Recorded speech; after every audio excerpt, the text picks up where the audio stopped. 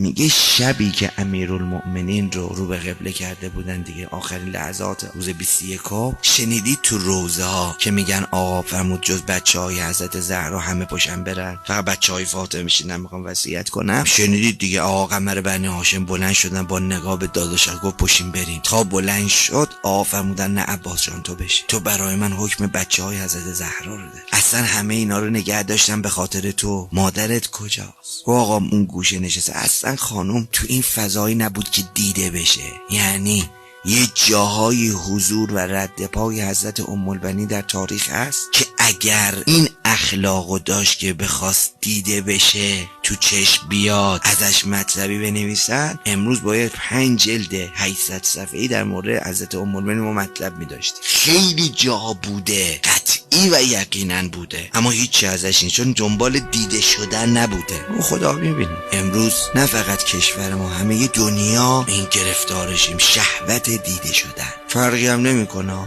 مذهبی غیر مذهبی، آخوند مداح، گریه کن، مسجدی مکتبی، روزه بگی روزه برو، این دیده شدنه کارو خراب میکنه. حاج قاسمی حرفی داره خیلی عجیبه، میگه باید به این بلوغ برسیم که دیده نشویم. اونی که باید ببینه باید به این بلوغ برسیم، یعنی به این فهم که دیده نشیم.